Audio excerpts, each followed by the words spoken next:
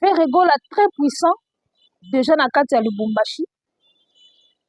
Déjà na kati ya Lubumbashi banini donc très puissant na kati ya Lubumbashi déjà akitaki déjà asalaki atterrissage kuna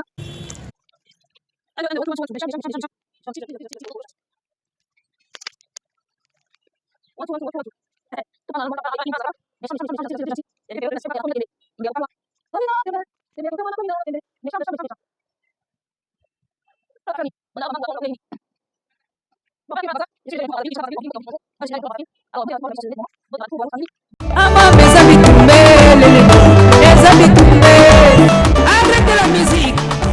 Arrêtez. Alors, Kinshasa, Brazzaville, nous voici de retour. Nous sommes de retour, je suis de retour. Je suis la gladiateur en costard. Autrement dit, moi, c'est la vision Mbanga, état d'esprit. Alors, nous sommes déjà de retour du côté de Brazzaville, Kandebo Monaki.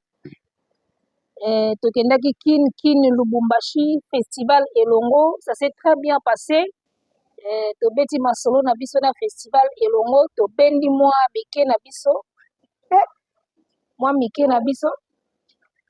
Oyo. Moi mike na biso Festival Ebongiselaki biso. Tozongi na biso palais. Alors, nalingaki lelo to solo nanu. Moi parcours ndenge leki Kinshasa, Brazza Kin Lushi Kin Brazza.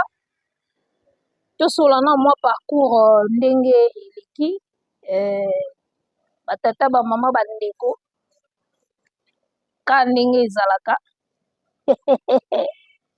My God.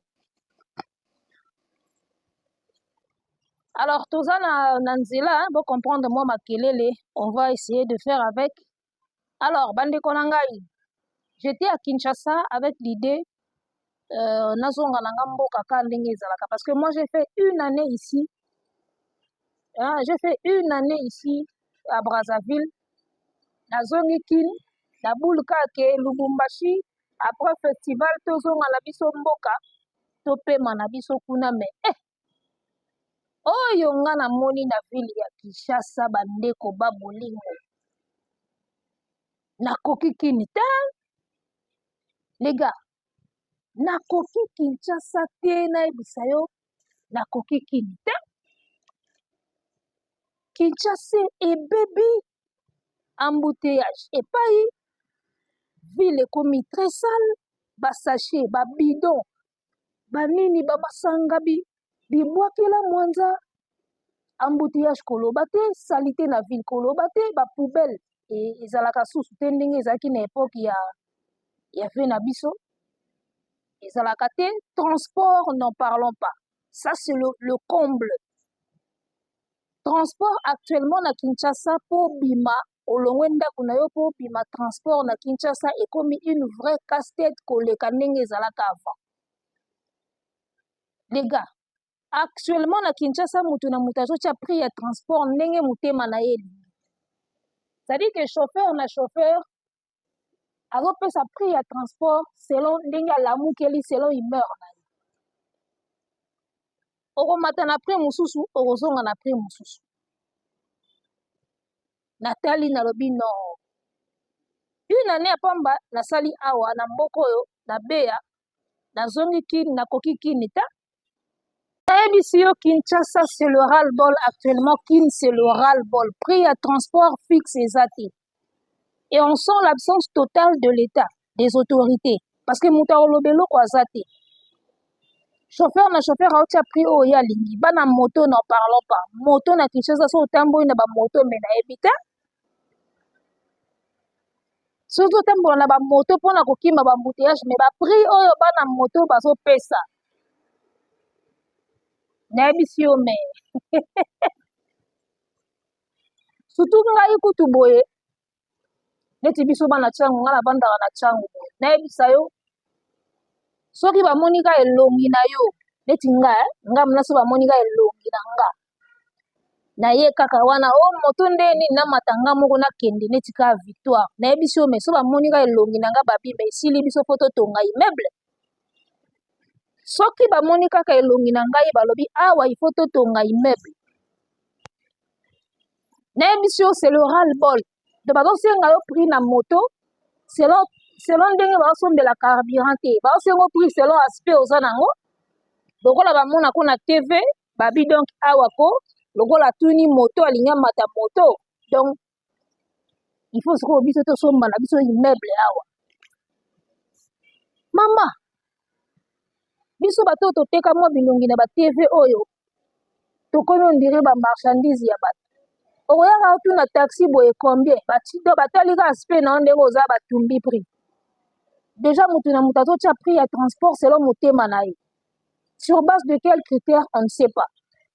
Sur base mon abiso bato mwa bilongi tekama na ba canal plus boye. Naebisio mais c'est devenu naebisio une vraie cacophonie insupportable.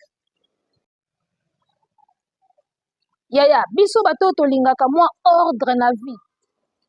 Biso bato tolingaka mwa ordre, biso bato tolingaka mwa logique. Eza pasi pour te survivre na minute na ba côté ba Kinshasa wana. Même si c'est le ras-le-bol total. Moi depuis que je traversais ici à Brazza, j'ai commencé à traverser à Brazza depuis premier voyage nanga na Brazza, je pense qui na 2019. Na ya awa nakuta prix ya transport ezalaka 1000 francs. 1000 francs actuellement est égal à 4000 francs congolais. Taxi.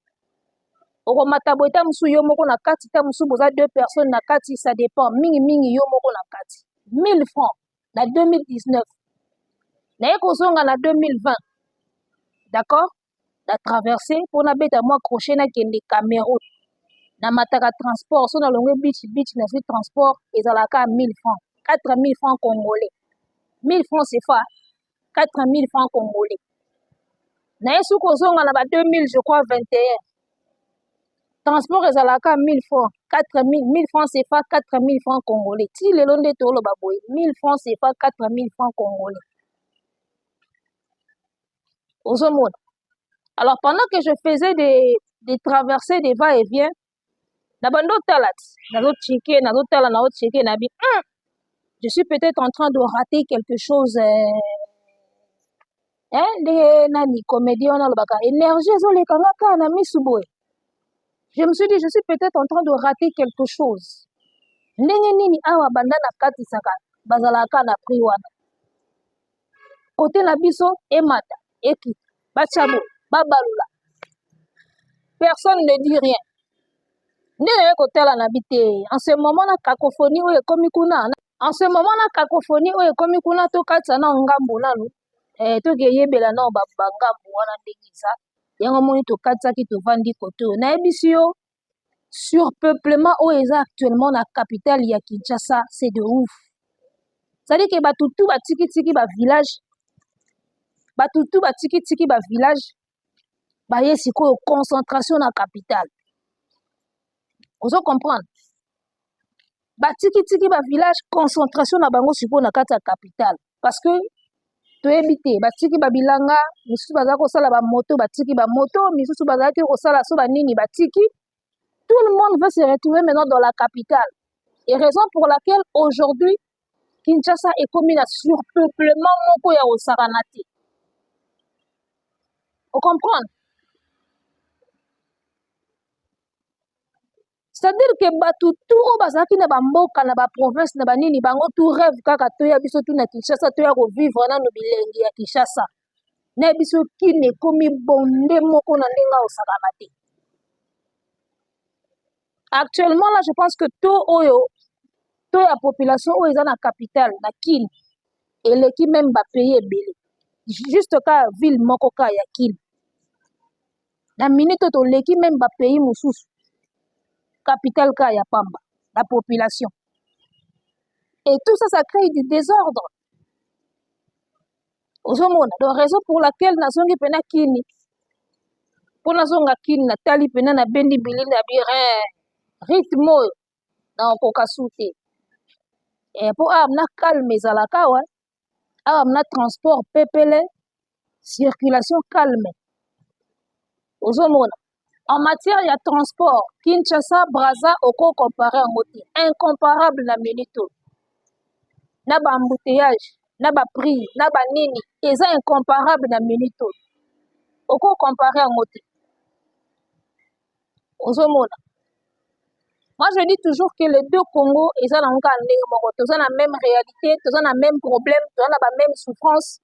Mais moi, la différence à Miki et ça. Et moi, c'est des petites différences wana ya wana ndebiso tozolanda. Ozomona. Moi, ordre wana kaka ligne wana ya respecter kaka prix ya transport déjà. Oh, biso tozokoka ko maîtriser te ti lelo chauffeur akoma na prix na ye. Nazwi véhicule babengaka 3 pneus. Dans la quartier 1, nazwi 3 pneus pona ke lemba super. Na kendo sala exercice moko na lemba, situation moko na lemba wana. Obi ke na mati 3 pneus, na koti na kati na otuna, bofutaka combien?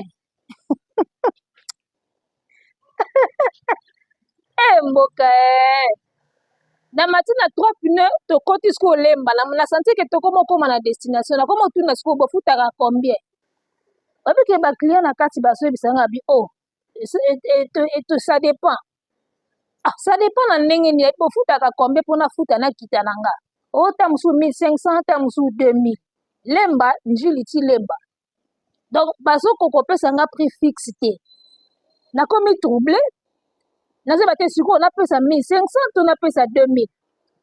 Oh, ça dépend. Si na tuni ye moko mukolo motuka. Eh papa, na ofuto combien? Oh, 2000. Na bimisi 2000 francs congolais, na pesi lemba. Quartier 1, lemba, na futi 2000 francs, aller 2000 francs retour, donc 4000. Ah oui, ça, le roi 1000 francs. Na taxi, hein? D'accord, parce que 1000 francs, ah ouais, ils ont pris à taxi. Mais bah, transport en commun, oui, quand tu as battu, ils ont 150 francs CFA. 150 francs CFA, ils ont assez à 1000 francs congolais. Donc 1000 francs congolais, ils ont 250 francs CFA. 1000 francs congolais, na biso ya kil. Ils ont 250 francs CFA. Aux hommes, on a pris. Alors que biso, 2000, 3000, ils ont un transport en commun, oui, mais ma kabate belé. Maintenant, quand sera-t-il pour na taxi, Vous voyez un peu? Donc, yango na bandako loba. Ici, ce n'est pas un paradis, mais la différence wana mike c'est aussi important. Alors, na komi na vandi na palais, na tsangu, na bibo, na ki na bakoli moko boy fallait et précéder nga avant nga na katisa braza. Na bakoli moko boy fallait précéder nga na tindango ekenda po nga na katisa après. Obi na tsangu na yika place ba jeune na moto wana. Na yika na valise na sac moko fallait précéder nga po nga na kati. Na tuni muta moto pona matanga moko na otaka valise na nga liboso na tie sac. Combien? Oyebi que tika na seka. Oyebi que mutu ya moto azoyebisa nga o pesa ngai 11000. 11000 francs congolais. Awa moto ezaka 500 francs CFA. Awa 500 francs CFA ya lokola 500 francs CFA eza 2000 francs prix ya moto. Pour le trajet normal. So trajet comme moi moulai au foot à 1000 francs le roi à 4000. Alors na tuni moto pona koma na victoire, njiliti victoire na ba valise na ngana matanga moko parce que embouteillage wana na bina kozwa mutuka te. Donc il faut ga moto. Na tuni mo na moto combien o pesa nga 11000. Njiliti victoire pona zwa à partir de victoire na zwa sous boulevard na pesa 11000. Ya na bimisi déjà siko nga na ko bimisa 11000 déjà na victoire bo pona mata ville na okoma na ba combien na bisi papa loba prix ya bientôt kende prix wana yango te oh pesa nga 11000 tala to memaka boye badi ko expliquer nga kande ma ba expliquer ka milai oh tala kutu boye to memaka boye batu mibale boye yo lokolo sa yo moko 11000 papa loba prix ya bientôt kende nga na ozela kitata na ba 800 moko boye 8000 akitata na ba 8000 moko boye na mata tokende avec ya lendi na 11000 na discuter oh pesa 10000 Nathalie Gao, la bipère. Olongolanga quartier 1 et Sainte-Thérèse plutôt. Si victoire na 10 000. Si on a victoire na zwa ville. Pour na kita beach. Na opesa combien? Obike na benga yango ti banjili. Yango abi wa musika. Nga moyena ya kuna te lukaka mususu. Na bina sala ngoka jeu de moto. Moto alendi 11 000. O 10 000. Akanga mika wana ngabi re. Na sundola moto. Tu n'es pas transport normal. Mes amis, tout ça c'est pour vous dire quoi? Nabaki li solo fona beta ngone émission. Au moins tant batu baso loba baso lela baso loba batu basaka maboma. Il faut arriver sur place pour vivre. Moi j'ai fait une année ici à Brazzaville. Makambo misusu bande ko leka kuna. Na bando yo kakaka. Ngamo siko une fois sur terrain na sentir penake et yinde boye. Tu vois? Parmi les raisons où est-il il y a transport. La première des raisons où il y a transport. Biso ba o mo longete kama na TV. Lokola na to payer ba carte. Il faut te mettre ba transport en commun. Neti nga longete kama na TV. Si fona mata moto, fona mata nga moko. Pour ça la moi genre. Si fona zo taxi, fona tala pe moi taxi yango. Siko na ba prix wana ya bichela wana ya bichacha wana bazo chaka na ba Kishasa mu chauffeur na prix na ye.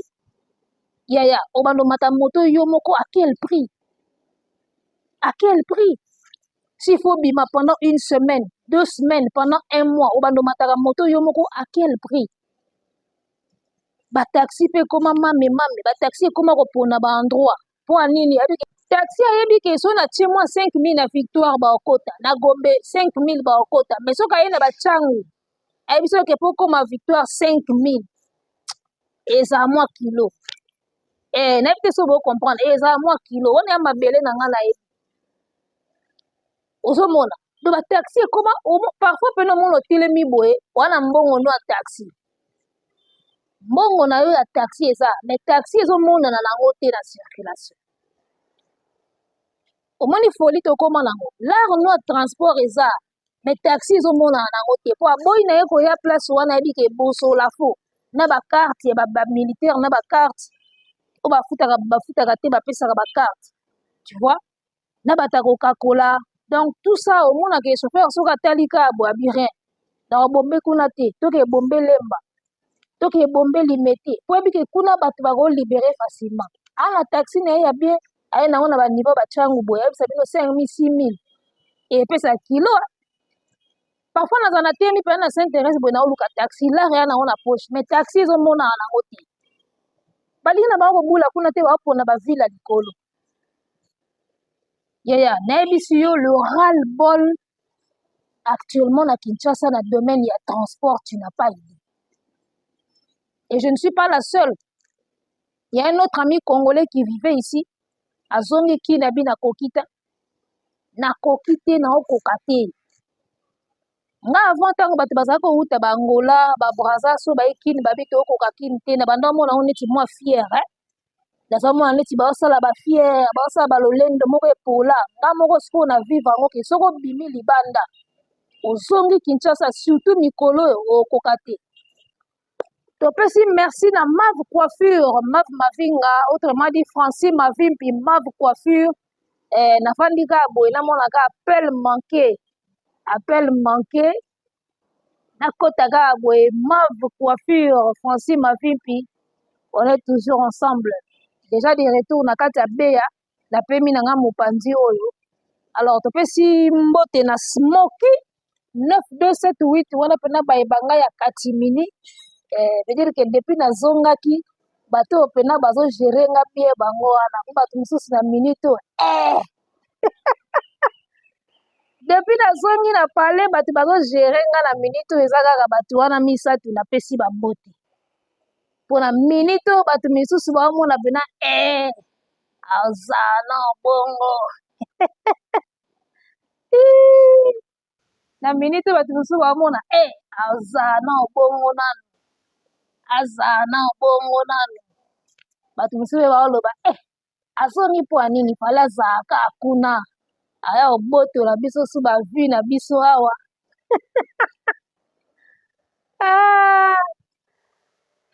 la gladiateur en costard j'ai toujours été la chouchou de Gaulois wana échange te wana mpe rechange te nayebi ke bato mosusu depuis nazongi baosala mwa ntima eza ocomprendre nayebi bato ebele depuis nazongi mwa ntima eza azongi mpo nini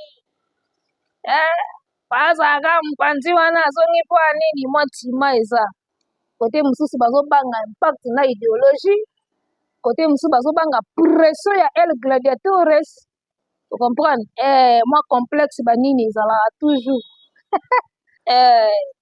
lisango bokanga déjà formule oyo midi 20h lisango toujours à ne zapper pas, à ne pas zapper, toujours sur la même chaîne Bowaloudo TV. Naibisa lisango nde makambo mikolo toka na système ya. Arrêtez la musique. Arrêtez quoi?